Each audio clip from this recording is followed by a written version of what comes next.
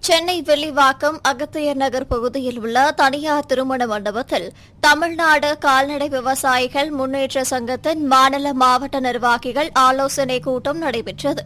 சங்கத்தின் மாநில பொதுச் செயலாளர் தீனதயாளன் தலைமையில் நடைபெற்ற ஆலோசனைக் கூட்டத்தில் சங்கத்தின் மாநில தலைவர் வழக்கறிஞர் தங்க சாத்தகுமார் சிறப்பு அழைப்பாளராக கலந்து கொண்டு பல்வேறு ஆலோசனைகளை வழங்கினார்.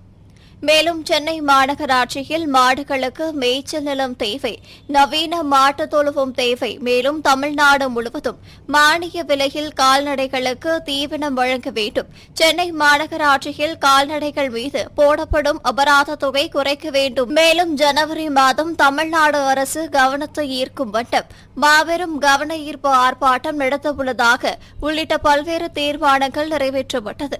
இந்த ஆலோசனைக் கூட்டத்தில் தமிழ்நாடு கால்நடை விவசாயிகள் முன்னேற்ற சங்கத்தின் மாநில மாவட்ட நிர்வாகிகள் பலர் கலந்து கொண்டனர்.